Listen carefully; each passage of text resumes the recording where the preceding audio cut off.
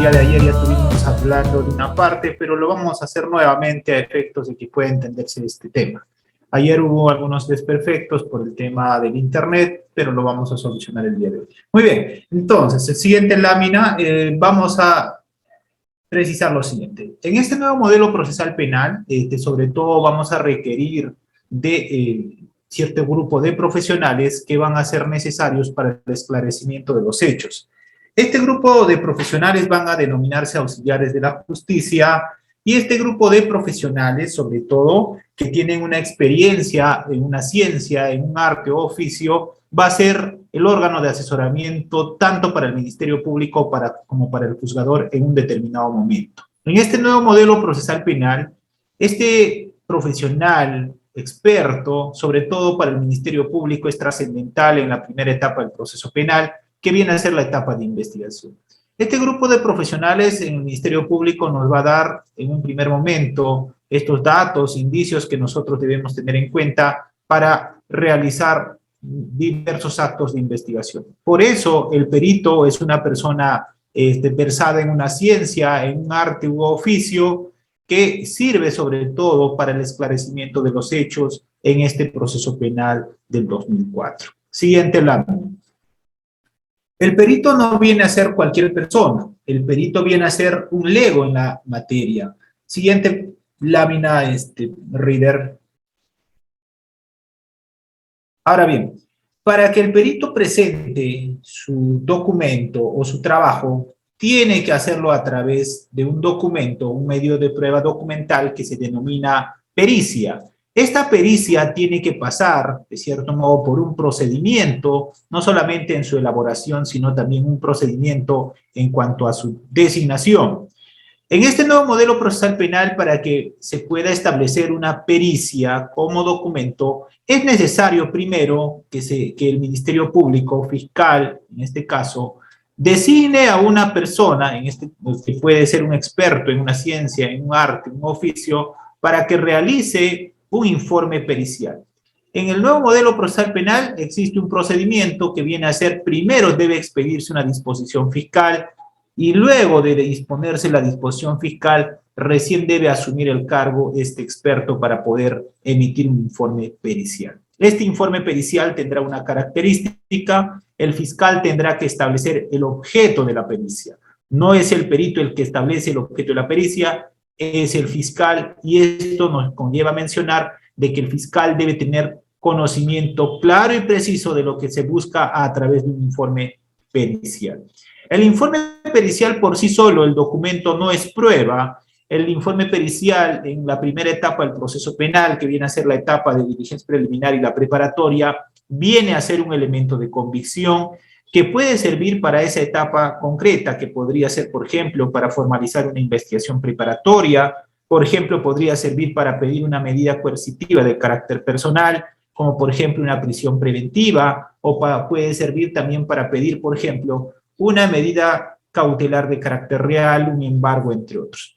Este medio de prueba, informe pericial, se convertirá en prueba en la tercera etapa del proceso penal cuando concurra este científico, esta persona que ha hecho este informe pericial y sea pues contraexaminado y examinado en la actuación probatoria. En ese momento, ese medio de prueba denominado pericia se convertirá en prueba y también queremos precisar que la pericia por sí solo no lo vincula automáticamente al juzgador para un determinado fallo.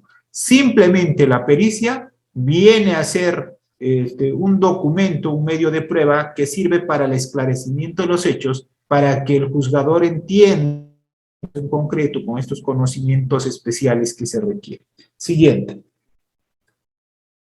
Ahora bien, entonces la pericia lo que busca en concreto es ilustrar ciertos conocimientos para el descubrimiento de la verdad. Por eso, en un primer momento, Ministerio Público, cuando no tenga estas posibilidades de poder establecer, por ejemplo, la autenticidad de algún objeto o establecer o vincularlo de manera muy general sobre la autoría o participación de una persona en un delito requiere necesariamente que se realice pericia. Cuando nosotros hablamos de pericia no estamos refiriéndonos solamente a un tipo de pericia, sino estamos refiriéndonos a los diversos tipos de pericia que son importantes para el descubrimiento de la verdad. Este grupo de profesionales expertos nos va a vislumbrar para realizar actos de investigación y para acreditar en un determinado momento la proposición fáctica principal que viene a ser la acusación fiscal. Por eso su importancia en este nuevo modelo, conocer los diversos tipos de pericia de acuerdo al tipo de caso. No todos los casos requieren pericia. Lo que va a requerir pericia es cuando se requiera conocimientos especializados para el esclarecimiento de los hechos. Siguiente. Ahora bien, entonces esta pericia por parte del perito se va a hacer a través de un peritaje, ¿no? Un claro ejemplo es, por ejemplo, tenemos un delito de falsificación de documentos y para efectuar esta comprobación sobre la autenticidad o falsedad, por ejemplo, del contenido de este documento, podríamos disponer que se ejecute un informe pericial grafotécnico, por ejemplo. Entonces, el peritaje, de cierto modo, va a dar estos resultados para que pueda vislumbrar si existe, por ejemplo, en ese caso en concreto, la autenticidad o no de ese contenido de ese documento. Siguiente. Entonces, la pericia implica la interpretación de los hechos aplicando conocimientos especializados. Cuando hablamos de pericia profesional, sobre todo, lo que debemos recordar es que este grupo de expertos que van a realizar las diversas pericias deben ceñirse sobre todo a la ciencia. Un informe pericial, desde mi punto de vista personal, no es cualquier documento.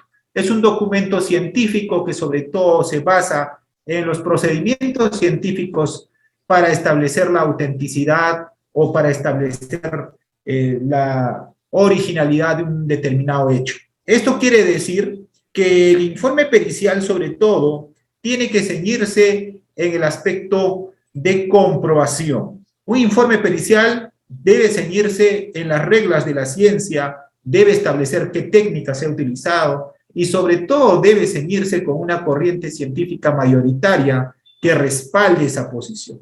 Si bien el perito puede establecer una apreciación en su informe pericial, sin embargo esa apreciación del informe pericial debe ser respaldado por una corriente científica. Por eso en muchos casos, desde mi punto de vista, lo que se observa en la práctica es que muchos peritos consideran que su opinión es determinante para un suceso, pero no establecen a qué fuente o corriente respalda o qué fuente o corriente respalda esa posición. Un claro ejemplo de ello es que en muchos informes periciales no se observa, por ejemplo, la bibliografía o el marco doctrinario que respalde ese informe pericial. Esto es una deficiencia que se tiene que subsanar, sobre todo en los informes periciales de diversa naturaleza. Los informes periciales deben tener, desde mi punto de vista personal, un respaldo doctrinario, un respaldo de una corriente científica a efectos de que esa opinión que vierte el perito también sea respaldado por la corriente científica actual. El perito en el proceso penal puede ser reemplazado, puede ser removido cuando existen determinadas circunstancias, incluso si son peritajes institucionales, se puede llevar a otra persona que tenga ese cargo para que pueda oralizar este informe pericial. Aquí en el tema de los informes periciales, lo que prima viene a ser el elemento técnico. En esta se caracteriza justamente la diferencia con otro tipo de profesionales o documentos que se expiden. La pericia es un documento científico expedido por expertos sobre determinadas ramas que sirven para dilucidar un determinado hecho. Siguiente. Ahora bien, ¿quién determina el objetivo de un peritaje? Como ya les he mencionado hace un momento, el que establece en el nuevo modelo procesal penal el objeto de la pericia no viene a ser el perito. El que establece el objeto de la pericia viene a ser el fiscal. El fiscal, de acuerdo a la teoría del caso que maneje para un determinado hecho, tendrá que establecer el objeto de la pericia. Y claro está que para esto, previamente el fiscal deberá asesorarse, deberá conocer el hecho, deberá tener un conocimiento amplio a efectos de que establezca específicamente el objeto del peritaje en un determinado caso. Si el fiscal desconoce qué tipo de peritaje debe efectuarse, entonces los resultados serán nefastos de acuerdo al tipo de peritaje que se ordene. Muy bien, siguiente. La finalidad del peritaje es justamente descubrir la verdad concreta. Se entiende que la ciencia se aproxima más al mundo del suceso real. Por eso los informes periciales en ciertas ramas en concreto puede establecer la condena de una persona o la absolución de una determinada persona. Desde mi punto de vista personal, no son los alegatos del fiscal, no son los alegatos de la defensa los que llevan a una condena o una absolución. Son las pruebas las que condenan a una determinada persona.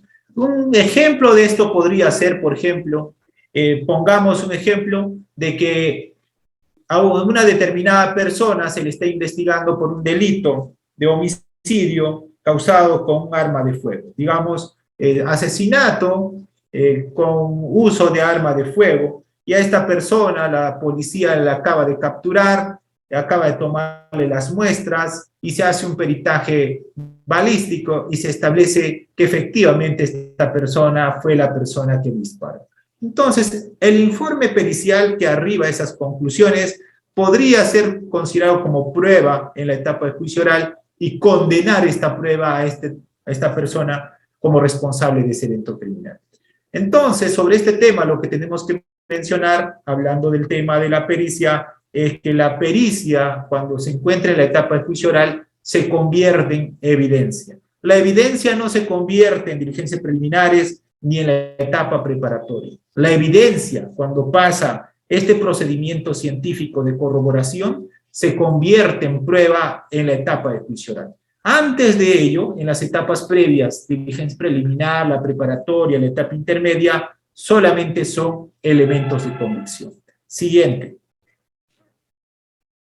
Ahora bien, entonces, la pericia de cualquier naturaleza, lo que busca en concreto es dar ciertas pautas, es absolver las dudas que pudiese tener el juzgador, ¿correcto? Pero con la característica de que no lo vincula automáticamente a que debe resolver en ese sentido. El juez puede tener una apreciación distinta a los resultados del informe pericial, sin embargo, deberá fundamentarlo, ¿correcto? Entonces, existe la necesidad de los administradores de justicia, yo diría, de tener un panorama a través de expertos para arribar a determinadas conclusiones fácticas. Por eso su importancia. Si nosotros no tuviéramos este órgano de auxilio, de cierto modo muchos delitos quedarían impunes por falta de desconocimiento de cómo ha ocurrido el evento criminal. Siguiente. Ahora bien, ¿cuándo debe practicarse la pericia? A ver, ¿alguien que quiera participar? ¿Alguien? ¿Alguien me escucha? A ver, vamos a ver la caja de comentarios. ¿Cuándo debe practicarse una pericia? Pueden darle micrófono tal vez a los que quieran participar. ¿Cuándo debe practicarse una pericia? No estamos mencionando en qué etapa del proceso penal. Estamos indicando cuándo debe practicarse la pericia, ¿no? A ver, bueno, vamos a observar la caja de comentarios. Cuando Sí, haya doctor. duda... Sí, está adelante. activo su audio de los participantes, pueden activar ellos mismos. No hay problema. A ver, ¿cuándo debe practicarse la pericia? Buenas tardes. Creo que lo más pronto sería a fin de garantizar la pertinencia y la calidad del peritaje, a fin de garantizar también las evidencias, que por ejemplo en un accidente de tránsito esas se pueden alterar con el transcurso del tiempo, ¿no? Ya no podemos encontrar, por ejemplo, las huellas de frenado, ¿no? Por ejemplo, en un caso de homicidio culposo por accidente. Creo que debe ser lo más pronto posible. Muy bien, ya cuando sea lo más pronto posible. ¿Otra opinión de alguien? Sí, profesor, ¿me escucha? Sí, adelante, estoy con el audio.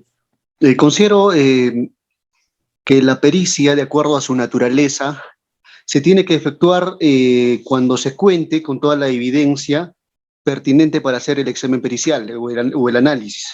Porque si nosotros estamos, por ejemplo, ante la comisión de un delito de colusión agravada, en el que se va a realizar o determinar que no se hayan, digamos, cumplido u observado cabalmente lo establecido en la ley y reglamento de contratación del Estado, necesariamente tendríamos que agenciarnos de toda la documentación del proceso de selección X para verificar, ¿no?, si fue correcto o no el otorgamiento de la buena pro o las decisiones que se ha tomado en su momento por el comité de selección. Eso va a depender mucho de la naturaleza del examen pericial que se va a efectuar. Correcto, muy bien. ¿Alguien más? Doctor, Sí, adelante. buenas tardes. Sí, adelante. Bueno, doctor, yo considero que la pericia se debe practicar cuando existe una evidencia latente de un caso en concreto. Un ejemplo, hace poco he tenido, por ejemplo, un caso de envenenamiento, ¿ya? ¿Ya? Efectos de una escuela de más o menos 20 a 30 niñas. Entonces, nosotros para determinar qué ha causado este envenenamiento, qué ha causado esta consecuencia de las menores, bueno, hemos tenido que realizar múltiples pericias, ¿no? Ya tanto sea biológicas, físicas, químicas, todo ello. Y yo considero, pues, doctor, que estas acciones o estos actos de investigación propias del Ministerio Público y la Policía Nacional del Perú se deben realizar cuando existe una evidencia latente para determinar un caso en concreto o una responsabilidad o inocencia de un investigado o unos investigados. Muy bien, gracias. ¿Alguien más para pasar? Sí, doctor. Doctor, Sí, buenas. adelante. Buenas Mire, tardes, adelante. depende de la naturaleza, para mi entender, depende de la naturaleza del proceso. Por ejemplo, mire, doctor, en un proceso de tocamiento indebido, por ejemplo, es bien complicado también. ¿Por qué? Porque cuando se lleva a la cámara GESEL a la menor de edad, el perito tiene que estar presente y no muchas veces es así. Cuando el perito, en un caso yo tuve, el perito hizo el informe pericial, el informe de parte me refiero, no al oficial, ¿no? Entonces, lo hizo sobre el protocolo de pericia de la psicóloga. Cuando yo fuimos al control de acusación, lo ofrecí como perito, el juez de la etapa intermedia, ¿qué me dijo? No, él no puede ser perito, porque el objeto de la pericia había tenido que ser la niña, la peritada, y no, él está haciendo un peritaje, está haciendo un informe sobre un documento. En todo caso, si quiere, lo puedo pasar como testigo experto, me dijo. Entonces, Claro. mire, ya no permitió el debate pericial. Entonces, yo considero que, por ejemplo, hay serios problemas también, porque a veces hay prisiones preventivas, ¿no? Y directamente ahí la niña, en el momento, en flagrancia, a la menor, directo a cámara G se lo lleva a la fiscal. Entonces es una desventaja también ahí, ¿no? A ver, no sé usted qué opina sobre eso también, ¿no? Muy bien, gracias. Muy bien, continuamos. Entonces, se va a requerir pericia siempre cuando sea, cuando sea necesario un conocimiento de un experto, esto viene a ser un conocimiento científicos o artísticos, para poder tener un conocimiento más amplio sobre el hecho que es materia de investigación, ¿no? En esos supuestos vamos a requerir la realización de las diversas pericias, ¿no? Como bien lo ha mencionado el último participante, por ejemplo, en un delito sexual, de naturaleza sexual, donde esté implicado un menor de edad, será necesario conocimientos científicos que tenga, por ejemplo, un psicólogo criminal. Y ahí quiero poner en alto un ejemplo. Si bien no vamos a explicar el día de hoy delitos sexuales, pero sin embargo lo que quiero poner en conocimiento es que no cualquier persona que ha estudiado psicología puede ser un psicólogo para tomar la muestra de un informe psicológico pericial, por ejemplo, para menores de edad. Tiene que ser un psicólogo criminal, no un psicólogo conductual. O sea, existen dos tipos de psicólogos: un psicólogo que te puede o te hace las recetas, te hace el tratamiento, y que el otro grupo de psicólogos que hacen el estudio de la mente, el estudio del comportamiento, sobre todo de las personas. Ese tipo de psicólogos tiene que ser el idóneo para realizar ese tipo de informes periciales en naturaleza sexual. Muy bien, entonces continuamos. Siguiente. A ver, siguiente. Entonces, la pericia va a proceder cuando sea necesario, pues, unos conocimientos científicos por parte de un experto, ¿correcto? Siempre y cuando exista esta necesidad, ¿no? No vamos a hacer informes periciales, pues, sobre hechos notorios, ¿no? Esto va a ser realizado siempre que sea necesario estos conocimientos científicos, artísticos, por expertos para el esclarecimiento de los hechos. Por eso se realiza el informe pericial de diversa naturaleza. Siguiente.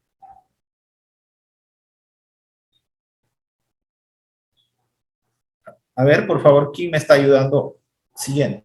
Entonces, ya hemos hablado del nombramiento, de manera general, lo indicaremos también. No cualquier pericia automáticamente ingresa al proceso penal. Para que pueda ingresar un determinada pericia al proceso penal, tiene que seguir un procedimiento.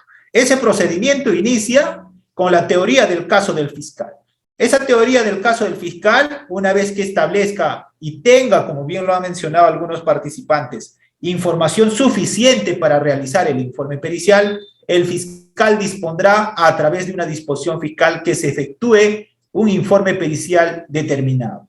El fiscal establece el objeto de la pericia, el fiscal establece el periodo en el que debe efectuarse y también el fiscal establece que estos actuados del informe pericial deben ser remitidos al despacho. Ahora bien, como bien ayer lo mencioné, no tengo mucha, no comparto con lo que menciona o con lo que se hace en la práctica, sobre todo de la juramentación al perito. La juramentación al perito, desde mi punto de vista personal, no le obliga a este perito de que pueda comportarse de forma leal o desleal. El hecho de que juramente no necesariamente conlleva a que el perito debe arribar de manera objetiva. Sobre ese punto, entonces, mi opinión personal es que debe desaparecer de la norma el juramento al perito, el juramento al experto, porque las creencias que uno podría tener o no, no necesariamente, desde mi opinión personal, conllevan a un resultado objetivo. En el nuevo modelo procesal penal, el nombramiento del perito es un acto formal que debe seguirse con ese procedimiento.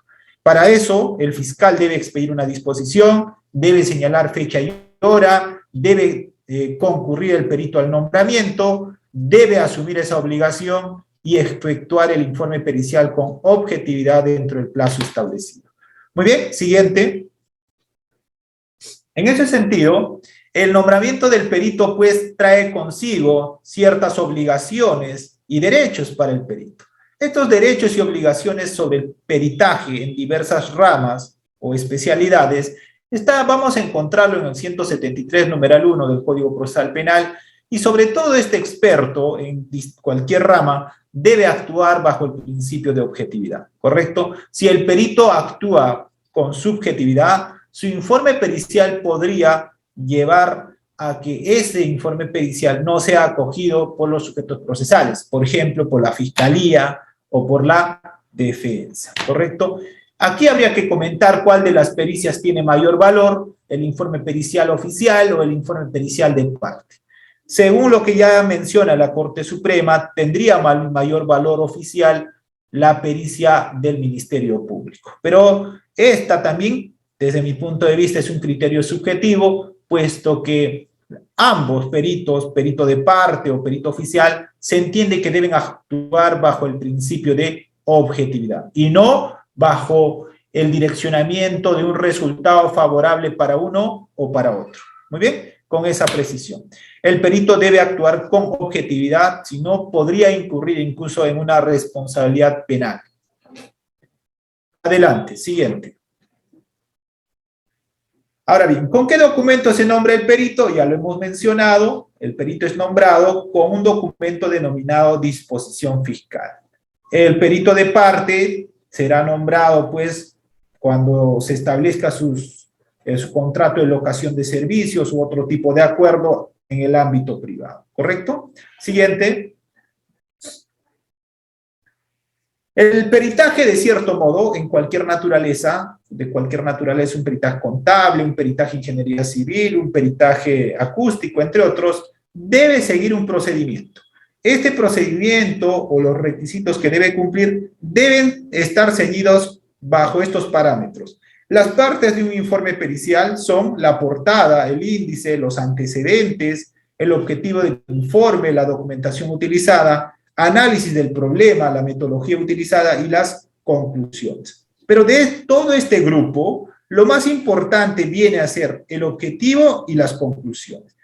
Y también podríamos decir la metodología. ¿Por qué? Porque en el tema de la metodología va a utilizarse sobre todo el tema de la ciencia, ¿correcto? Cómo este experto ha arribado a las conclusiones de un determinado problema. Siguiente.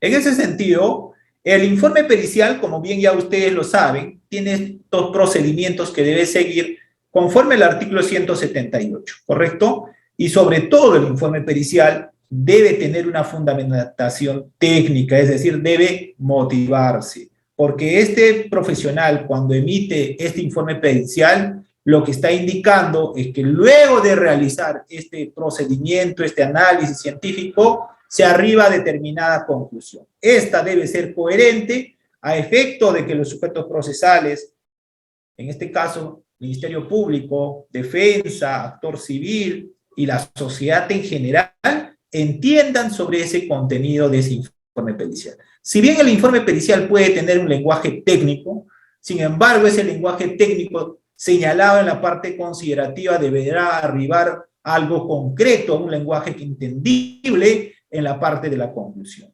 ¿correcto? De ese modo, este informe pericial podrá servir para el esclarecimiento de los hechos, para establecer condena o absolución en determinados casos, en este nuevo modelo procesal penal. Siguiente.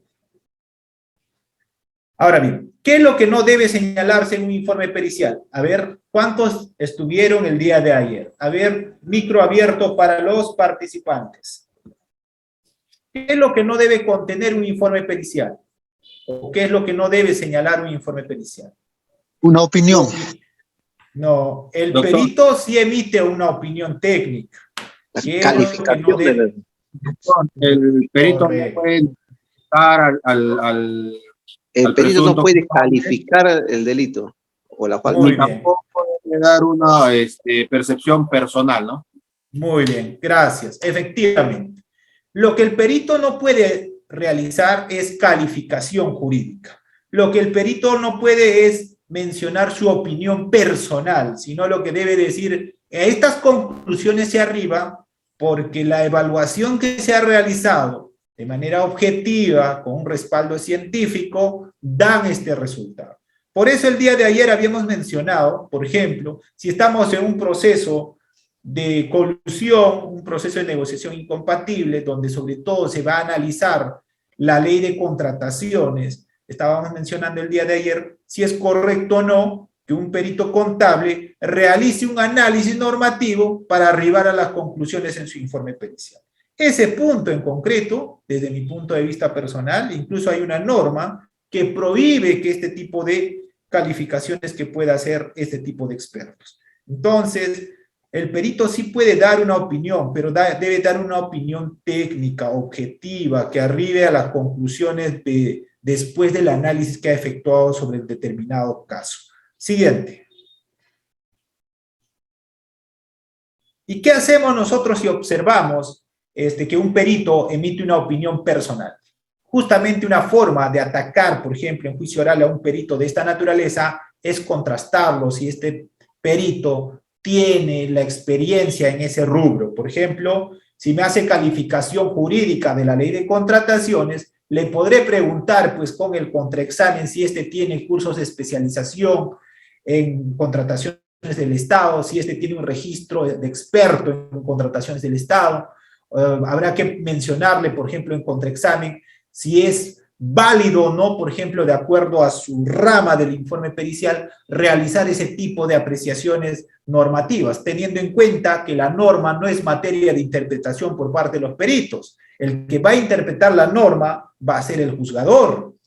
Por eso el derecho es amplio, por eso el derecho es materia de interpretación. Puede ser que para uno tenga un sentido distinto que al del mío, entonces, pero el que va a apreciar en concreto la valoración de este tipo normativo va a ser el juzgador. Muy bien, con esa precisión pasamos al tema del perito contable. El perito contable va a ser un contador, pero no cualquier contador, es un contador colegiado, un contador especializado y sobre todo un contador que está inscrito en la REPEG, en las diversas cortes superiores del país. Este tipo de profesionales, sobre todo lo que va a establecer en un determinado caso, es analizar los libros contables, es analizar las informaciones contables para arribar a conclusiones sobre todo del balance o desbalance o daño económico de un determinado caso. Siguiente. En ese sentido, el área del informe pericial contable puede efectuarse en diversas ramas del derecho, puede efectuarse en derecho penal, puede efectuarse en derecho civil, por ejemplo, para establecer el monto de la pensión de alimentos que ha dejado de pagar determinado obligado, puede también hacer informes periciales laborales, entre otros. Pero el día de hoy solamente vamos a comentar sobre todo del informe pericial penal por el tema mismo que nos convoca el día de hoy. El perito contable, sobre todo en materia penal, y sobre todo en delitos contra la administración pública y delitos económicos, lo que va a establecer en concreto es establecer si existe o no un desbalance patrimonial. Y para eso tendrá que tener acceso a diversa información contable, sobre todo, que le permita arribar a esa conclusión. Siguiente, por favor. Entonces, el peritaje contable no solamente se puede realizar a nivel fiscalía, sino también se puede efectuar a nivel del juzgado, ¿no? Entonces, sirve sobre todo para dar razones sobre las conclusiones contables de un determinado hecho, ¿correcto? Un claro ejemplo, por ejemplo, en delitos contra la administración pública, donde se lleva a cabo una buena cantidad de informes periciales, es en los delitos de peculado, es por ejemplo en los delitos de negociación incompatible para establecer el perjuicio, en los delitos, por ejemplo, de colusión, entre otros. Pero también en otras especialidades, como por ejemplo en lavado de activos, enriquecimiento ilícito y otros, es importantísimo la labor de este tipo de profesionales que va a establecer si existe o no perjuicio económico. Teniendo en cuenta también que en los delitos de lavado de activos, el simple perjuicio económico no basta para establecer que es lavado de activos. Esta puede ser un indicio, pero no es suficiente para imputarle a una determinada persona por la comisión de este delito tan gravoso. Siguiente.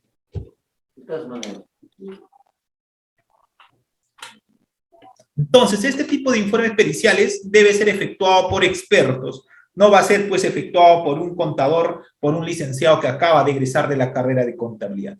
Para poder convertirse en este experto, tendrá que especializarse, tendrá que tener idoneidad para efectuarlo y, sobre todo, tendrá que efectuarlo teniendo en cuenta lo que ya hemos mencionado, la corriente científica o doctrinal que respalde su posición, ¿no? Entonces, con esa precisión, el informe pericial contable, sobre todo, va a servir para el esclarecimiento de los hechos referidos concretamente al tema del perjuicio. Siguiente.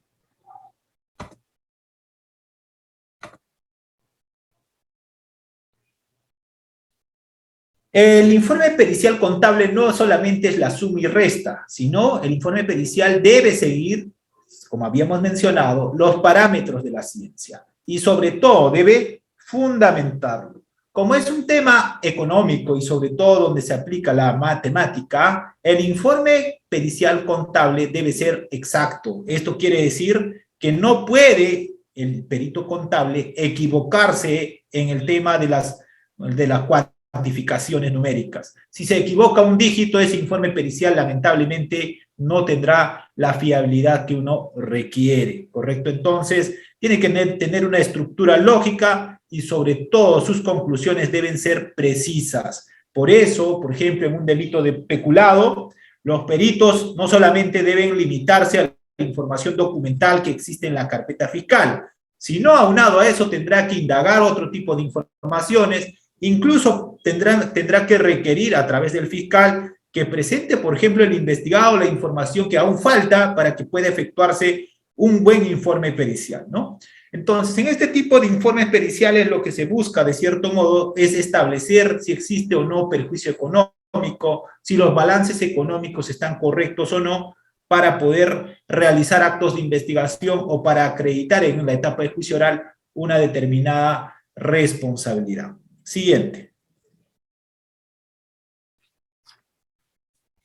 Las principales especialidades del perito contable, como ya mencioné, son el tema civil, el tema penal, el tema arbitral, laboral, entre otros. El día de hoy solamente comentábamos el tema penal por la trascendencia del tema que nos convoca. Adelante. Siguiente. Entonces, las funciones del perito contable sobre todo es recopilar la evidencia contable, realización de investigaciones sobre presuntos fraudes, análisis documental y la verificación sobre todo del plan general contable. Este tipo de expertos, sobre todo lo que van a ingresar es a las informaciones o requieren informaciones, por ejemplo, bancarias, requieren informaciones, por ejemplo, de la SUNAT, las declaraciones anuales, entre otros, que por la naturaleza de su profesión conllevan a determinar si en un determinado supuesto existe o no el tema del perjuicio económico. Siguiente.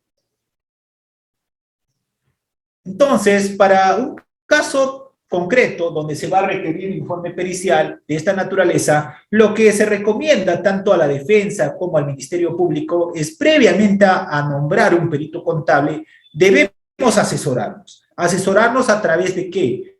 Asesorarnos a través de expertos para plantear nuestro objetivo, ¿correcto? Si nosotros no conocemos nuestro objetivo, va a ser en vano que tengamos un informe pericial que no va a arribar a nada.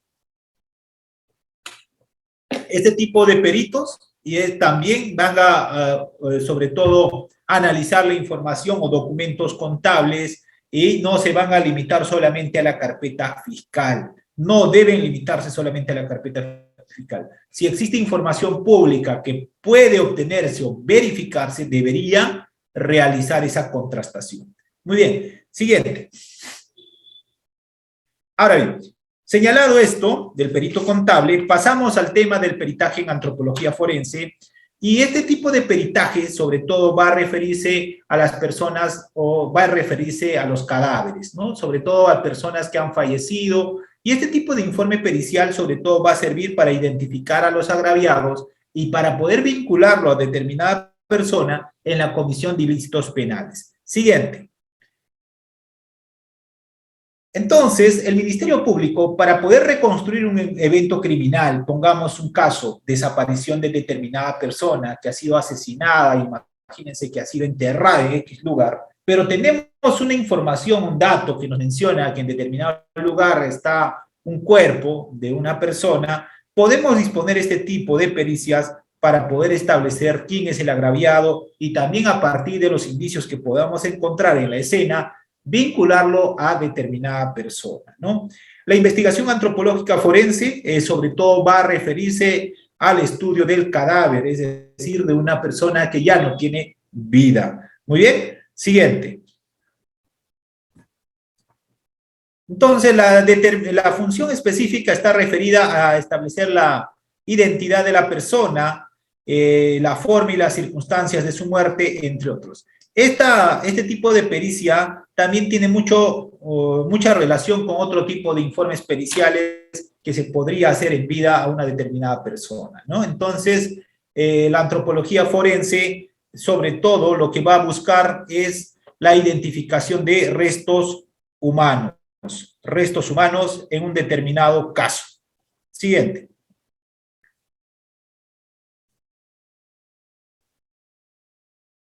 Entonces, hay un procedimiento que debe seguir este tipo de profesionales que se dedican a realizar este tipo de informes periciales.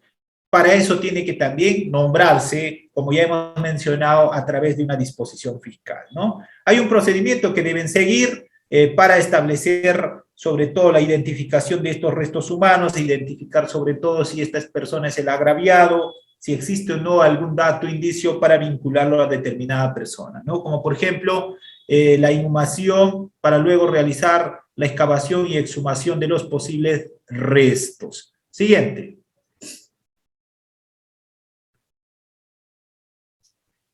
Sobre todo, entre las funciones de este tipo de informes periciales antropológicos, lo que podríamos mencionar es que debemos enfocarnos sobre todo para vincularlo a una determinada persona sobre un evento criminal, ¿no? Para eso nos va a servir sobre todo este tipo de informes periciales, pero también podrían servir para evitar riesgos a la salud pública, ¿no? Si vemos, por ejemplo, que a partir de esa persona, pongamos así, de ese cuerpo que está en descomposición, por ejemplo, pueden generarse enfermedades. Entonces, podemos evitar también realizando a través de este tipo de informes periciales que se afecte la salud pública. Siguiente.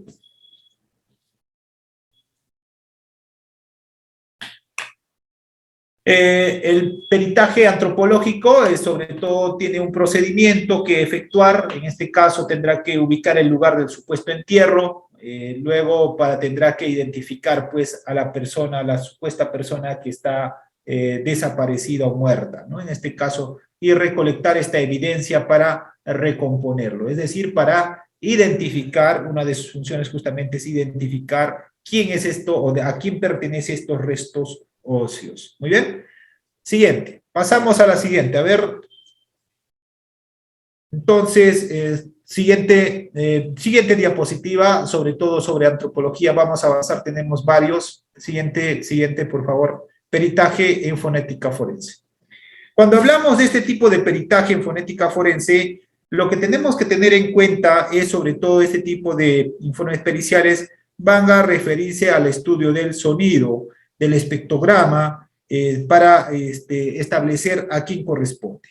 Este tipo de informes periciales de fonética forense van a estar vinculados sobre todo en delitos contra la administración pública, por ejemplo, en los delitos de cohecho. Esto tiene muchísima relación con el tema de peritaje en lingüística y el tema de peritaje en acústico, porque esta unión de este tipo de informes periciales va a establecer si es auténtico o no, por ejemplo, la voz de una determinada persona en un delito de cohecho, por ejemplo. Entonces, el peritaje de fonética forense, sobre todo, se va a enfocarse al estudio del sonido y también al tema de establecer si las grabaciones que se tiene en ese audio, en ese CD, en ese USB, el ambiente en el que se ha efectuado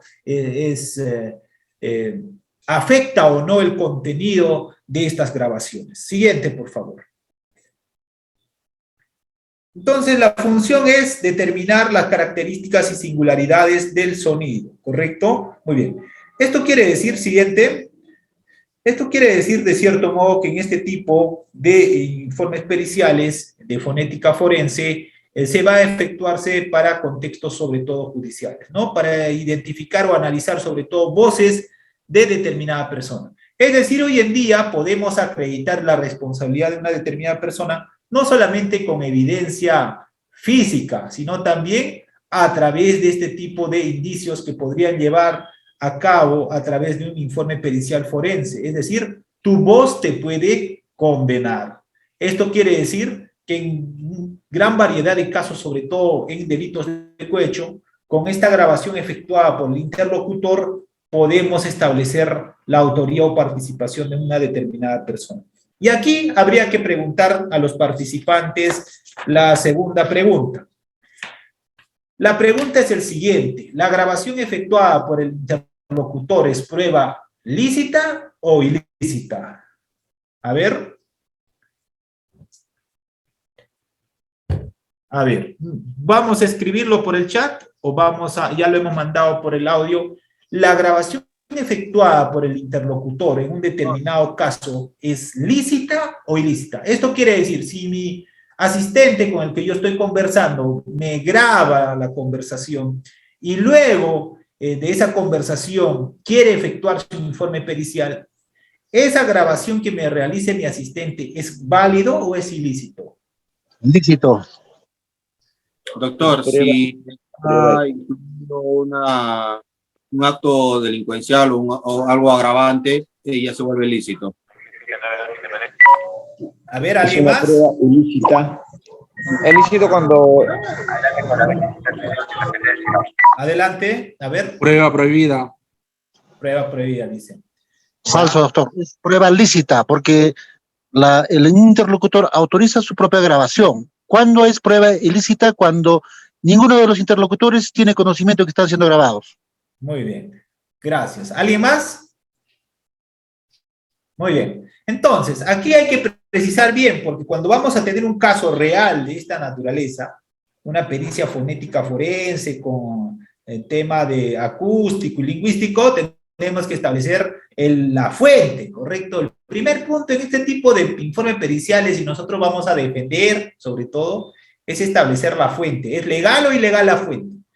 Ya. En el ejemplo que hemos mencionado, si mi practicante, mi asistente me graba de una conversación donde hay un contenido ilícito, esa grabación es legal, es lícita, porque el que está realizando la grabación es el interlocutor, ¿correcto? Esa grabación es legal. Es, por ejemplo, estoy saliendo del despacho y me para un efectivo policial pongamos en la avenida X, y me dice, documentos, y yo le digo, me he olvidado traer mi DNI, y me dice, bueno, por este hecho, que usted no porta el documento nacional de identidad, existe una multa, pongamos, de 1.000 soles.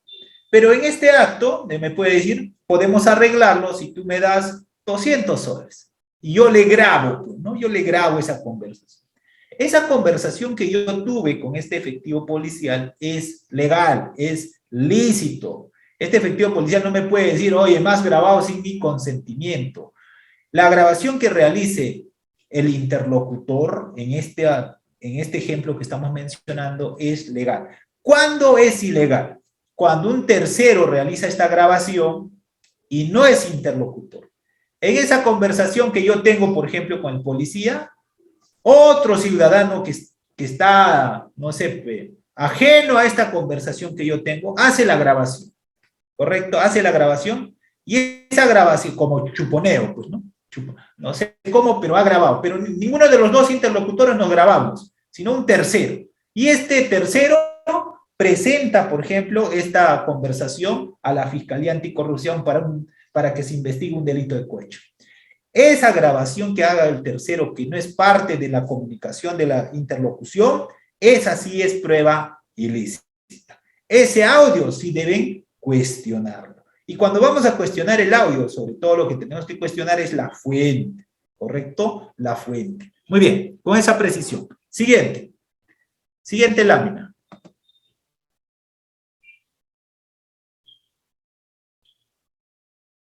Vamos a absolver las preguntas al final, ¿ya? Al final de la sesión. En este tipo de pericias, entonces, los peritos fonéticos forenses van a utilizar los softwares, ¿no? Habíamos mencionado que en el Ministerio Público tenemos solamente un experto en esta rama, el señor Tito Loyola. A nivel nacional tiene que realizar todo tipo de informes periciales, y también en el ámbito privado hay peritos muy pocos, es decir, creo que existen 2, 3, máximo serán 5, pero no existe más en un país que tenemos más de 30 millones de habitantes. Entonces, si alguien tiene interés en poder especializarse en esta rama, el mercado está abierto, ¿correcto? El mercado está abierto. ¿Por qué? Porque para Fiscalía, los informes periciales de esta naturaleza llegan después de 6 meses, 1 año. Y la defensa también, como no existe la cantidad suficiente de peritos, lo que hace es buscar solamente al que existe, ¿no? En este caso existen 1, 2 efectivos policiales, creo que son retirados ya, que se dedican a este tipo de informes periciales. Entonces, es una buena opción para los que deseen especializarse en este tema de fonética forense. Siguiente. Para hacer las grabaciones, sobre todo de esta naturaleza, lo que van a hacer este tipo de expertos de fonética forense, acústica y lingüista, sobre todo lo que van a hacer es tomar muestras sobre todo de sonidos. ¿De qué? Del habla, ¿correcto? Entonces, la muestra del habla implica, según lo que pude conversar también con el doctor Tito Loyola, que a la vez es también ahora abogado y es ingeniero y es ex policía, lo siguiente, ¿no? De que cada persona es único en su naturaleza. Esto implica que no existe una segunda persona con las mismas características vocales, así me dijo, que pueda manifestar en la misma frase. Puede haber los imitadores, pero nunca van a ser iguales. Eso es lo que indica, y también lo pude corroborar en el tema, dando lectura a este tipo de materiales. Entonces, nuestras cuerdas vocálicas que vamos a emitir sobre determinada frase son únicas. Para este tipo de informes periciales, lo que se realiza en la práctica es tomar muestras de voz. A la persona implicada le van a hacer hablar las frases, que normalmente son las frases incriminatorias, y debe hablarlo en el sonido que aparece en este audio. Es decir, si habla rápido, le van a pedir que hable rápido, y le van a pedir que este tipo de expertos que repitan ese tipo de frases para tomar como muestra con aparatos especializados y dar con un código hash la seguridad que corresponda. Pero en el caso en concreto, si un investigado, por ejemplo, de un cohecho, el cohecho puede estar en un caso pues de distinta naturaleza. Imagínense que el alcalde de una municipalidad quiere hacer su negociado sobre una determinada obra, sin embargo esto fue grabado por su interlocutor y luego desconoce, no necesariamente nosotros necesitamos que esta persona concurra al despacho fiscal para que le dé muestras para la pericia. Si nosotros disponemos y esta persona no concurre, podemos disponer que pueda hacerse el examen de esta naturaleza fonético-forense a través de otro tipo de audios que podemos tener en el despacho fiscal. Por ejemplo, podemos tener una declaración hoy en día virtual, que estamos tomando a testigos, imputados, y a partir de eso podemos conllevar a que se realice este tipo de informes periciales. La característica principal en este tipo de informes periciales es que el interlocutor, sobre todo, debe presentarse, debe identificar su voz. Cuando el otro no quiera identificar su voz, cuando el otro no quiera mencionar que es el autor de esa voz, ahí vamos a requerir el informe de fonética forense para esclarecimiento de determinados hechos. Por ejemplo, en los delitos de cohecho, la prueba clave es esto. Si alguien nos dice, me ha solicitado dinero y yo le he pagado, pero no hay voucher, no existe depósito y solamente su dicho, lamentablemente hay insuficiencia probatoria. Pero si tenemos el audio, téngalo por seguro que esto le va a llevar a la condena. Muy bien, siguiente. Es importante aquí sobre todo el tema de la duración de la grabación. Y aquí también una recomendación a los abogados, ¿no? Cuando vamos a analizar este tipo de informes periciales, lo que tenemos que ver es cuánto tiempo tiene la grabación y si existe o no corte en ese periodo de grabación, existe o no alteraciones. Por eso es importante en este tipo de informes periciales asesorarnos con expertos para establecer si existe o no cortes, si pertenece o no la voz a determinada persona. Entonces, este tipo de pericia se encarga de analizar el habla a través de métodos auditivos y acústicos y sobre todo van a utilizar softwares especializados para poder aislar el ruido que podría existir en esa grabación. Puede obtenerse estas grabaciones en ambientes cerrados o ambientes abiertos, sobre todo si están en ambientes abiertos, va a haber pues siempre un ruido que va a tener que ser aislado para poder identificar concretamente a quién corresponde, ¿no? Muy bien. También este tipo de expertos, fonetistas, analizan los rasgos distintivos del habla de un individuo, ¿no? Esto va a variar también de acuerdo a la zona donde vive una determinada persona. Puede ser, por ejemplo, una persona que vive en el norte tendrá una determinada forma de hablar, a diferencia de, por ejemplo, una persona que vive en el sur, pongamos Apurímac, Cusco, entre otros, ¿correcto? Este tipo de distinciones también va a ser materia de estudio por parte de estos tipos de expertos. Siguiente. Para este tipo de informes de fonética forense, sobre todo la importancia radica en que el tamaño de muestra debe ser de calidad.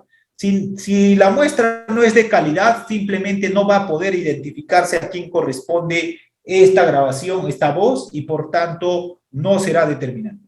Para un juicio y para que exista condena, sobre todo por un delito de cohecho, donde es sobre todo utilizado este tipo de informe pericial, es necesario que las conclusiones que arriba este informe pericial sean específicos, sean claros y concretos, y que me diga en concreto a quién le corresponde esa voz, ¿correcto? Entonces, la voz 1 corresponde a tal persona, la voz 2 corresponde a tal persona. Y nosotros al final diremos, pues como ha identificado este perito que la voz 1 es tal persona y la voz 2 es tal persona, del contenido se aprecia que la voz 1 es el que ha hecho el requerimiento, por ejemplo, de la dádiva, ¿no? Entonces, Hay ciertos factores que pueden alterar también este tipo de informes periciales, sobre todo el ruido, el ambiente donde se ha tomado la muestra de voz, entre otros. Siguiente. También se menciona que los estados emocionales afectan en la toma de muestra de este tipo de informes periciales, ¿no? Se entiende, por ejemplo, que un sospechoso, cuando es tomado la muestra de voz, es más fácil que pueda salir las frases que él siempre ha pronunciado en ese audio, ¿no? Eso es lo que se indica, ¿no? Y también lo que se recomienda es que este tipo de informes periciales se realice con la inmediatez, es decir, no vamos a tomar pues un informe pericial de fonética forense después de 2 años, 3 años o 5 años, porque puede variar la forma de hablar de esta persona y esto también puede conllevar a resultados distintos, ¿correcto? Tiene que haber inmediación. Siguiente. Los problemas no controlables, sobre todo sobre este informe pericial de fonética forense, viene a ser el tema de la memoria o la capacidad para recordar, ¿no? En este caso, a la persona que le vamos a tomar la muestra, le vamos a establecer ciertas frases que tiene que hablar, ¿correcto? Y de esas frases que va a hablar, lo vamos a tomar la muestra para luego analizarlo a través de softwares especializados y establecer si corresponde o no. Siempre va a tener que haber, para este tipo de informes periciales, una data incriminatoria y otra que es materia de corroboración. Es decir, vamos a corroborar con lo que existe, con esto de lo que recién estamos recogiendo. Siguiente.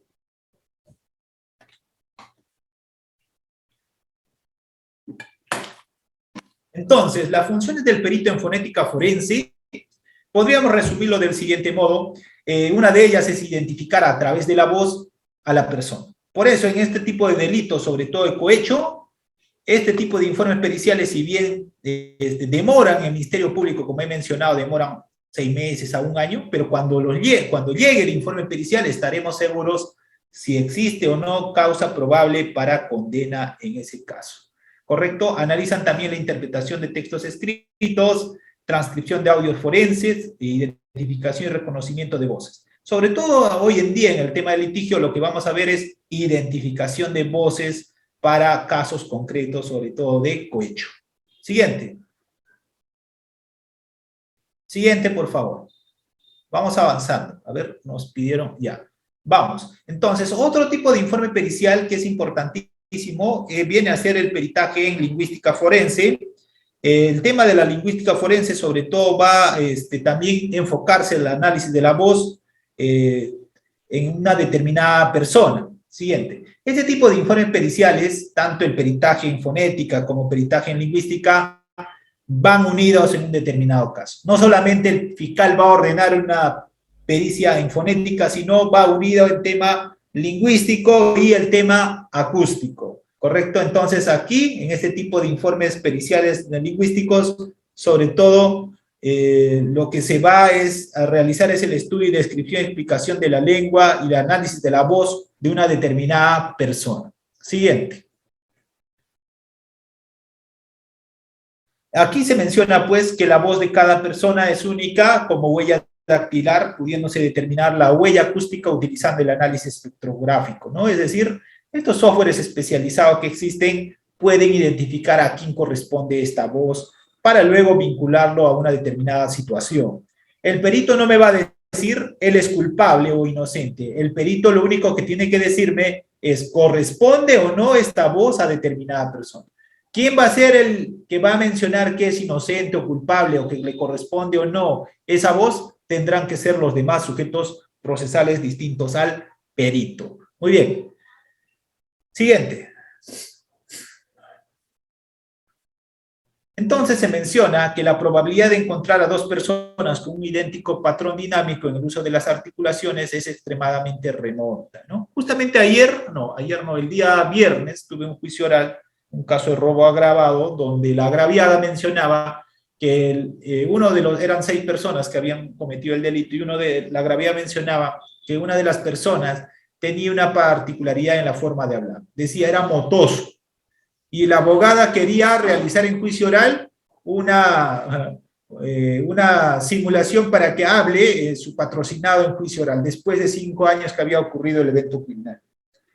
Claro, eso no se puede hacer en un juicio oral, ¿no? Si nosotros queremos analizar la voz de una determinada persona, tiene que pasar por medio de este tipo de informes periciales. Entonces, lo que uno tiene que realizar en ese tipo de interrogatorio o contraexamen es objetar. Pues. Objetar, no estamos en una etapa donde nosotros seamos los expertos para establecer si es auténtico o no esa voz que está virtiendo, ¿no? Entonces, si existe este tipo de situación que estoy mencionando, que, por ejemplo, que esta persona tiene problemas en la forma de hablar, hoy en día, sobre todo en este tipo de audiencias virtuales, lo que se recomienda es que exista una audiencia física, es decir, una audiencia como era antes, presencial, donde tendremos que ponerlo al testigo y al imputado. Y primero, para el reconocimiento. Segundo, podemos, después de, podemos preguntarle a la testigo si esta persona es la persona que ha cometido el evento criminal, y después, si es posible, por ahí podemos preguntar, luego que usted ha escuchado su declaración, de lo que ha vertido, de su voz, de lo que ha hablado, díganos si existe alguna similitud o no con la determinada persona, ¿no? Podríamos sacarle con un interrogatorio, un contraexamen, pero no podemos pedir en una audiencia que nuestro patrocinado hable y luego decir al testigo, así hablaba, o es cierto que no es su voz. Eso no se puede hacer. Muy bien, siguiente. Entonces, las funciones del perito lingüística forense, sobre todo, es identificar la autoría de un discurso anónimo, oral o escrito. A través de él se puede, en este caso, vincular a una determinada persona en la comisión de un delito. ¿Cuándo lo vamos a enviar a hacer este tipo de informes periciales? En la preparatoria, cuando exista necesidad de identificar las voces de una determinada persona. Para eso, ¿cuál es el requisito previo? Requisito previo que debe existir un material probatorio en materia de examen pericial. Es decir, una grabación en audio, sobre todo en audio, que necesita el esclarecimiento de la identificación de las voces. En la práctica, ¿cómo vamos a hacer también? El fiscal puede disponer que concurran tanto el que ha grabado, en este momento sería pues el denunciante y el denunciado, a una diligencia de reconocimiento, de transcripción y reconocimiento de voz. Si en esa audiencia, digamos, el interlocutor, la persona que está siendo investigada, niega que es su voz, en ese supuesto, el fiscal va a ordenar este tipo de informe pericial. Pero si el investigado reconoce su voz, se procederá con la transcripción y no será necesario la realización de este tipo de informe pericial. Siguiente. El otro informe pericial viene a ser el peritaje en acústica forense. Esta tiene que ver sobre todo con la autenticidad del ruido, ¿no? Del ruido que puede tener en una determinada grabación. Por eso estos tres tipos de informes periciales, la de fonética forense, lingüística y acústico, van unidas, no es independiente. En un informe pericial para determinar la autenticidad de la voz de una determinada persona, para establecer el contenido ilícito, siempre van unidos los tres. Nosotros, si mandamos al doctor Tito Loyola, por ejemplo, para que nos haga un informe pericial del contenido de la conversación, tendremos que enviarlo para que realicen estos tres informes periciales en conjunto. ¿Correcto? Entonces, con eso quiero precisar que el peritaje en acústica forense va unido con los demás peritajes de lingüística y fonética forense. Siguiente. Entonces, eso tiene que ver sobre todo con la autenticidad del audio. El acústico tiene que ver con la autenticidad del audio. Determinar la autenticidad e integridad probatoria de las grabaciones del audio. En la práctica, ¿qué es lo que van a cuestionar la gran mayoría de abogados? Lo que cuestionan es la fuente. Pongamos un ejemplo, en el mismo que hemos mencionado hace un momento. Henry Coronado estuvo conduciendo su vehículo, fue intervenido por un efectivo policial y yo lo grabé. Lo grabé con mi celular. Y cuando yo le entrego a la fiscalía, yo no le entrego mi celular, yo le entrego un USB, donde existe el contenido de esa grabación. Pregunta, ¿ese audio que yo presenté a la fiscalía es auténtico o ya tiene alteración en cuanto al origen? ¿Qué opinión merece de los participantes?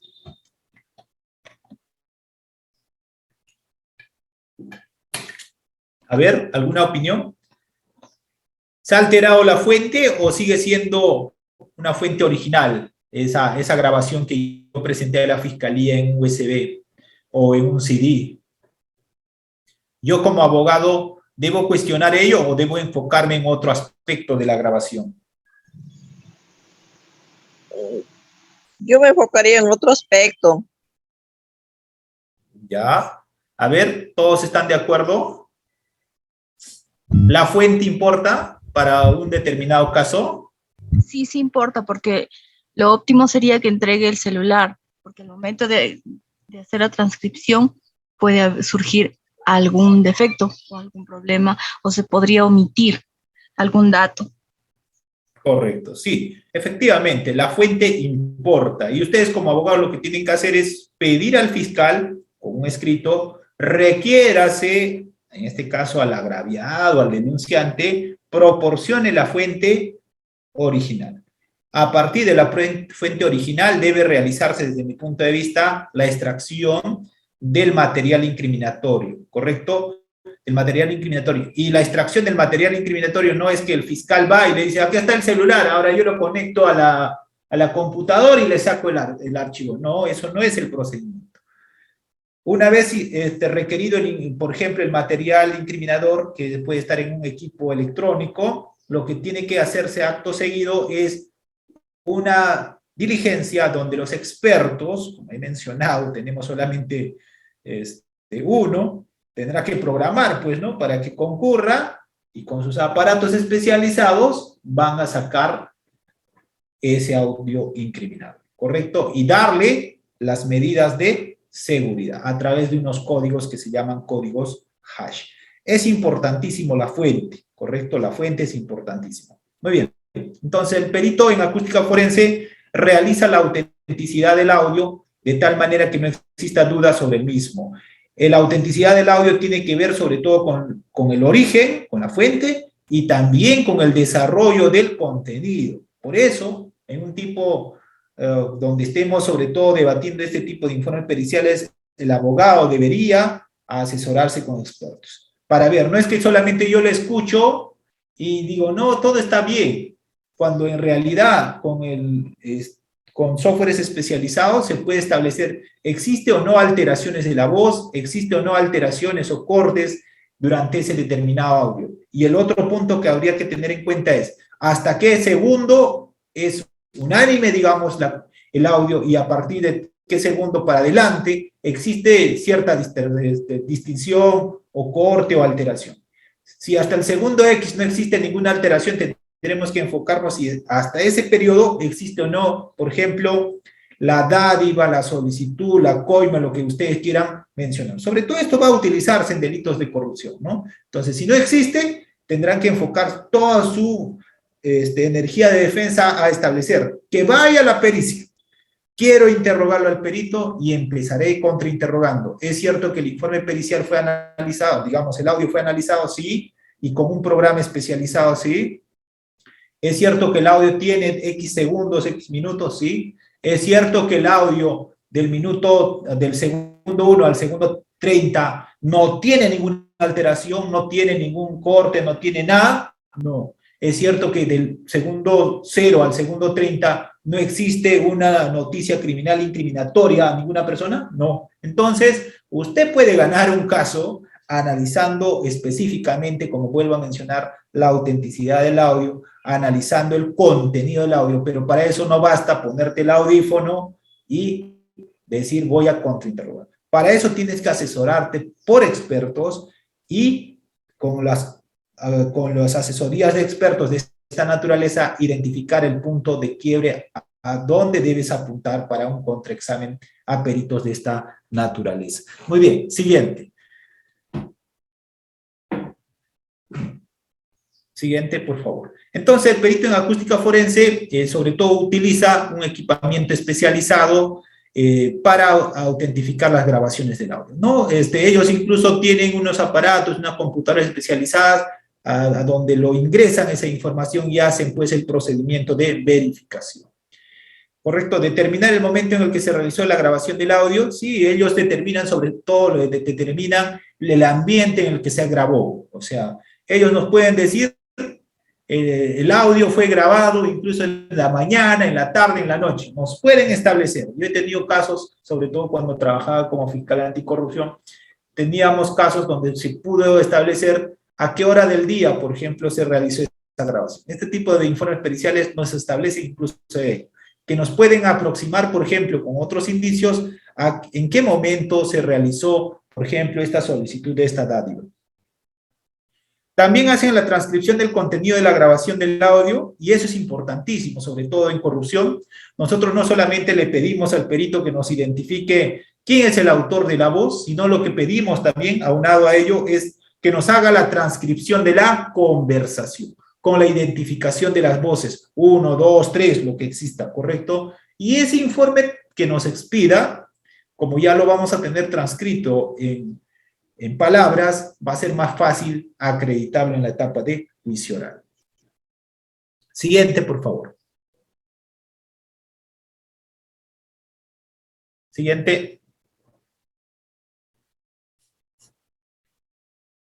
Entonces, el perito, de cierto modo, acústico es importantísimo para el esclarecimiento de hechos, ¿no? En este caso, utiliza sobre todo la ciencia para arribar a ciertas conclusiones. El ruido, sobre todo, tiene que ser alejado del audio, ¿no? Cuando uno graba, pues, un evento criminal, es decir, un acto delincuencial, no lo va a hacer, pues, en un ambiente cerrado. Normalmente lo va a hacer en un ambiente abierto, donde va a haber cierto tipo de distractores o ruidos externos que van a dificultar, de cierto modo, la autenticidad de una determinada voz. Entonces, ellos sí lo pueden establecer alejándole esas voces externas, esos ruidos externos, establecer a quién le corresponde esa voz en concreto. Siguiente, por favor. Entonces, ¿en qué consisten sus informes de peritación acústica? Van a medir también el tema de niveles de ruido. Un ejemplo, ¿no? Por ejemplo, imagínense que nosotros vivimos en un determinado lugar y a ciertas cuadras están las discotecas o ciertos lugares de diversión, ¿correcto? Y hacen mucha bulla, por ejemplo, ¿no? Hacen mucha bulla, no dejan dormir, los fines de semana ni pensarlo, ¿no? Entonces, en este tipo de ruidos que existen, por ejemplo, por parte de las discotecas, locales de diversión, también se puede hacer este tipo de estudios para establecer el nivel del ruido y luego de ello podríamos proceder, por ejemplo, con una denuncia penal por un delito que se llama contaminación sonora, ¿correcto? Entonces, para eso, ¿qué es necesario? Tener, pues, este tipo de informes periciales, ¿correcto? Entonces, este tipo de informes acústicos sobre todo van a referirse al estudio del ruido, ¿no? Al ruido que puede existir en determinado momento. Vamos, siguiente.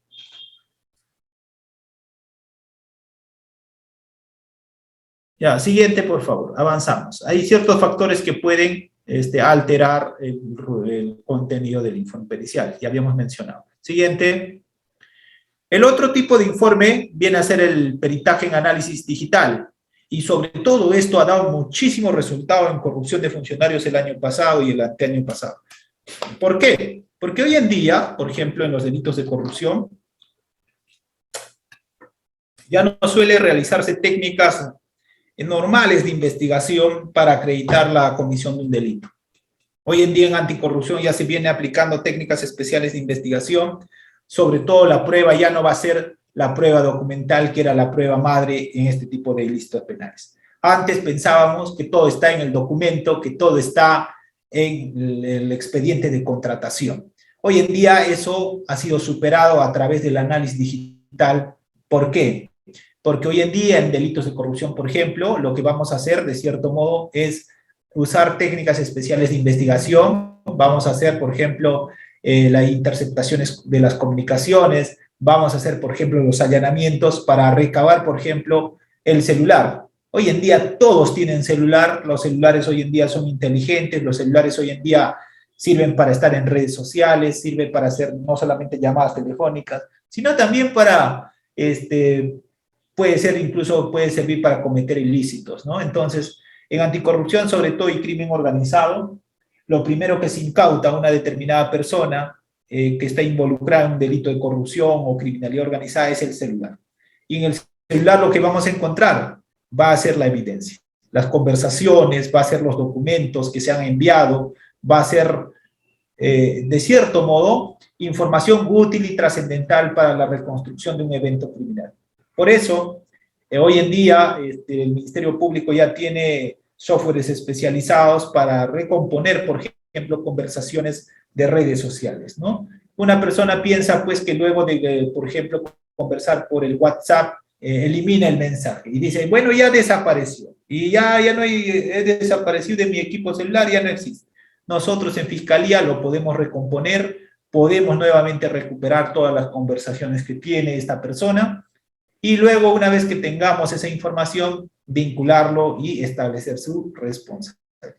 Otro tema también, por ejemplo, hoy en día muchas personas ya utilizan otro tipo de redes sociales, ya no solamente el WhatsApp, Telegram, del mismo modo, existe ya softwares para recomponer el Telegram.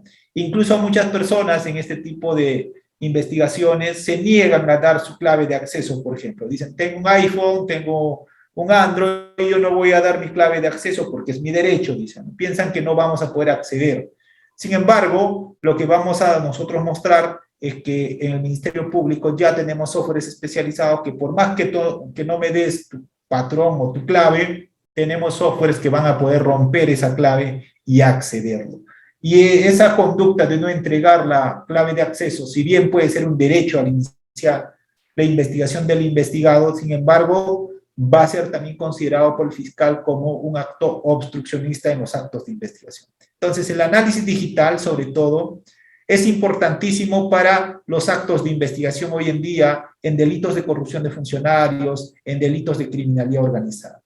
Vuelvo a mencionar, lo primero que un fiscal hoy en día de corrupción o de criminalidad va a incautar en un allanamiento es el equipo celular. Siguiente. Siguiente, por favor. A ver. Entonces, el análisis forense, en este caso, va a referirse sobre todo al análisis de la información, que va a contener sobre todo este tipo de equipos electrónicos, que puede ser un celular, que puede ser un USB, que puede ser una laptop, que puede ser un disco duro, entre otros. El fiscal no puede aperturar este tipo de información electrónica, sobre todo. Cuando vamos a nosotros realizar una investigación sobre esta naturaleza y tenemos un USB, tenemos un celular o disco duro, lo que tenemos que disponer es que la unidad de peritajes realice esa labor. Ahora bien, ¿será obligatorio la presencia del abogado, del investigado para realizar ese tipo de informe pericial? No, bastará disponer que se ejecute ese informe pericial y si la parte investigada no se pone pues atento a que la investigación debe de seguir con presencia de su perito de parte, eso va a continuar, ¿no? Por eso, una vez designado perito oficial, 5 días para que pueda nombrarse un perito de parte. Entonces, yo puedo disponer, nombre sea un perito, en este caso de análisis digital forense, a efectos de que haga el deslacrado de la cadena de custodia y identifique, por ejemplo, el contenido de las conversaciones de tal persona. La defensa tendrá que nombrar su perito de parte para que pueda observar al perito oficial cómo está llevando a cabo este informe pericial, ¿correcto? Con esa precisión. Entonces, este tipo de información que se está realizando, sobre todo a nivel de estas fiscalías especializadas y de crimen organizado, dan muchísimos resultados en un primer momento para el tema de la prisión preventiva y en un segundo momento a nivel probatorio en la etapa de juicio oral. No son cualquier persona, no es cualquier ingeniero, son ingenieros especializados sobre todo en este tipo de análisis digital forense, ¿no? Son ingenieros electrónicos que tienen conocimiento sobre todo en softwares, tienen conocimiento en medios tecnológicos. Siguiente. Y la policía también tiene una, ¿no? Sobre todo en la DIVIAC, ¿no? Yo también enseñé en la DIVIAC. En la DIVIAC tienen 2 aparatos que sirven para esto, ¿no? Por eso cuando se hace un allanamiento con detención, dentro de los 10 días, sobre todo que va a ver esa posibilidad de realizar actos de investigación, en estos dos aparatitos que existen en la DIVIAC va a haber pues supercarga, ¿no? Supercarga. Muy bien. Siguiente. Los informes periciales, en este caso de los peritos forenses digitales, sobre todo va a realizarse a equipos electrónicos o dispositivos informáticos, ¿no? Computadoras, celulares, hubo cualquier otro tipo de equipo electrónico de almacenamiento, incluso lo que se llama pues el chip, la memoria, entre otros, ¿correcto? Todo eso es materia de análisis. Ellos, con los conocimientos que tienen, pueden identificar fácilmente la evidencia que estamos buscando, ¿no? Hoy en día un celular te puede salvar o te puede condenar, así de fácil. ¿Recuerdan ustedes un caso? Un ex asesor de Ollantumala, que no voy a decir su nombre, fue capturado en el extranjero por un equipo celular. El celular, por más que esté apagado, emite señales y eso puede hacer que te identifique. ¿Y cómo yo desaparezco, doctor? Hay una forma. No creo, en esta clase no lo voy a decir, ¿correcto? Pero hay una forma con el cual el equipo celular no puede ser descubierto. Muy bien. Siguiente. ¿Qué funciones realiza un forense digital?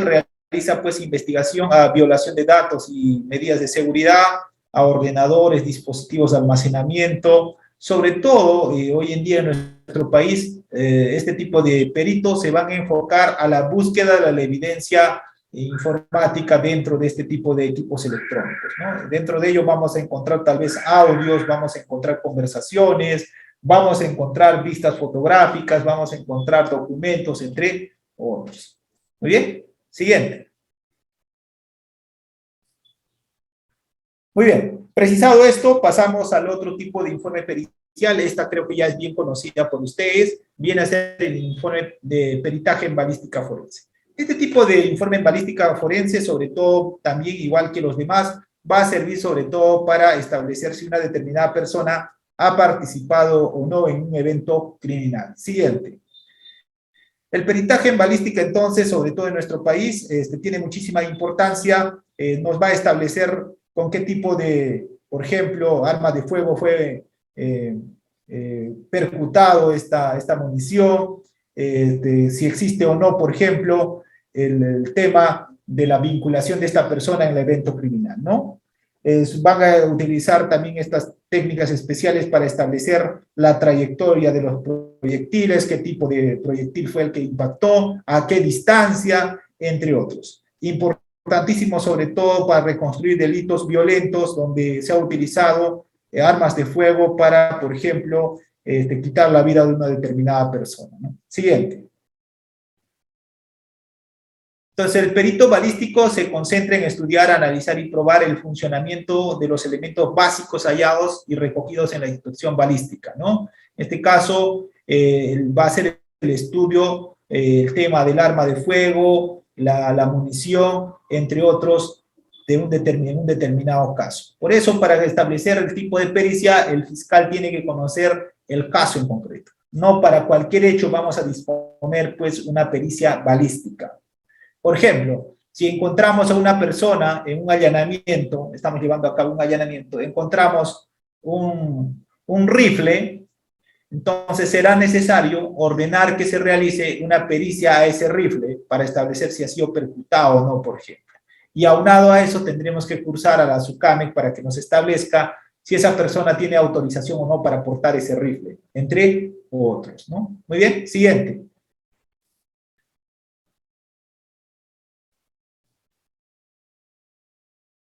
Entonces, el perito balístico analiza las armas de fuego empleadas en los delitos que se ha cometido y sobre todo va a analizar si existe o no indicios que puedan vincularlo a una determinada persona en su autoría o participación, ¿no? ¿Qué tipo de proyectil ha sido utilizado? ¿A qué distancia fue disparado?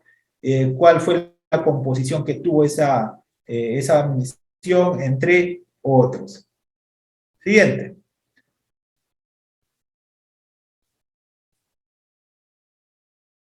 Entonces, el perito realiza, comprueba los hechos, determina la circunstancia en la que se ha producido este disparo, identifica y analiza los proyectiles, determina el número de disparos, posición, distancia, entre otros. Y también, sobre todo, este tipo de peritos se utilizan en laboratorio. No son apreciaciones subjetivas, sino pasan por un procedimiento científico que se convierte prácticamente en evidencia lo que realizan, ¿no? Entonces, cuando ya pasa por un procedimiento de comprobación, ese dato se convierte en evidencia. Y como esa evidencia se convierte en irrefutable. Muy bien, siguiente. A ver, un segundo, por favor. Un segundo.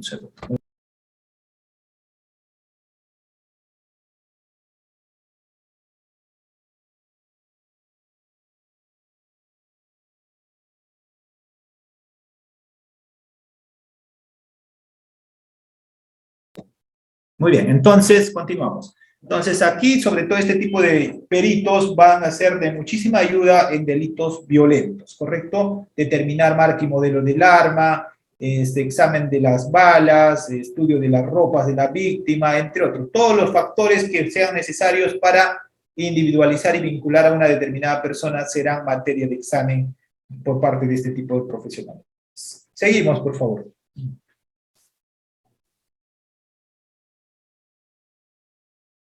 Entonces, los peritos en balística son amplios conocedores de la aplicación de la ley y tienen experiencia pues, en la investigación de la escena del crimen, ¿no? De acuerdo al caso en concreto, tendremos que disponer este tipo de pericias, ¿no? Este tipo de expertos nos va a decir, por ejemplo, la descripción de los orificios de entrada y salida, la distancia, entre otros, que serán necesarios y para una investigación, para la vinculación de una determinada persona en su autoría o participación. Siguiente. Muy bien, pasamos al penúltimo, o creo que ya es último, que viene a ser el peritaje en grafotecnia forense. Este tipo de peritaje vamos a utilizar sobre todo cuando sea necesario establecer la autenticidad de un documento. ¿En qué tipo de delitos sobre todo vamos a utilizar? Vamos a utilizar en delitos sobre todo de falsificación de documentos, ¿no? Una determinada persona, por ejemplo, pongamos un ejemplo, sin tener facultades de ser propietario, tener facultades para vender, pongamos, vende una casa a un tercero y lo sorprende. Y el verdadero dueño o propietario ni se entera. Pero en un determinado momento, esta persona que ya adquirió estos bienes toma posesión. En ese caso, por ejemplo, entraría en un conflicto respecto a la autenticidad, por ejemplo, del documento suscrito que vendría a ser el contrato de compra-venta, en ese caso en concreto. Pongamos otro ejemplo. Imagínense que Henry Coronado tiene 2 hermanos y mis padres tienen varias propiedades. Imagínense que mi hermano o mi hermana, a mi padre que ya es de edad, le generan un documento y dicen que le han suscrito un contrato de compra-venta de todas las propiedades que tienen mis padres. Y esperan que mis padres fallezcan, y una vez que fallecen mis padres, una vez que ya no puedan dar las muestras, solicitan, por ejemplo, solicitan ante el juez el otorgamiento de escritura pública de esos bienes. En ese caso en concreto, por ejemplo, será necesario que se realice una pericia grafotécnica, pero no será posible por una sola razón, porque para este tipo de pericias grafotécnicas forenses es necesario tener la muestra de la persona que se encuentre en vida, no de una persona que se encuentre fallecida. Segundo, para este tipo de peritajes de grafotecnia se necesitan muestras originales. Sí se puede realizar peritajes con información en fotocopia, pero la autenticidad no es certera, ¿correcto? Entonces, este tipo de peritajes en grafotecnia van a ser importantísimos, sobre todo para establecer la autoría de una determinada persona sobre un determinado documento. Muy bien, siguiente.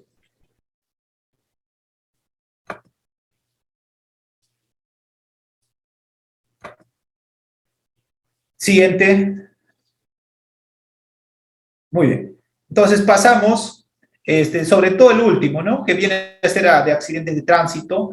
En accidentes de tránsito también hay peritos que van a establecer sobre todo la distancia del evento ocurrido, quién es el causante del evento, qué factores han ocasionado, pudo o no, por ejemplo, realizar el frenado a tiempo, a qué velocidad iban las personas que están involucradas en ese evento, quién es el causante, entre otros, ¿no? Este tipo de peritos en accidente de tránsito, sobre todo, pueden ser tanto efectivos policiales como también particulares, ¿no? Hoy en día, sobre todo, si vemos, por ejemplo, en temas de choques de automóviles, en esos supuestos, necesitamos peritos de esta naturaleza, que van a hacer el estudio, sobre todo, exhaustivo de la escena y tendrán que arribar a una conclusión. La conclusión a la que arriben tendrá que, de cierto modo, corroborarse con otros medios de prueba que se recaben durante la investigación. Muy bien, con esa precisión pasamos a la segunda parte, que viene a ser la ronda de preguntas, pero primero pasaremos por la caja de comentarios para poder absolver ella y luego pasamos al micrófono abierto. Reader, ¿por ahí estás? A ver, ¿alguien? Sí, doctor. Buenas tardes. Doctor Carlos, está activo su audio.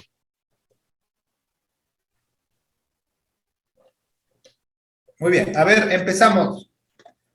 Sí, doctor Carlos, está activo su audio. Doctor Carlos, ¿está activo su audio? Doctor Carlos, o si no, el doctor Pascual. Puede activar su audio, no hay problema. Directamente ustedes pueden activar. Sí, Buenas tardes. Sí, doctor. Aló. A ver, ¿podría empezar? Sí, adelante con el doctor Pascual. Muy buenas tardes, doctor. Felicitarlo por su magnífica ponencia, muy interesante, muy importante.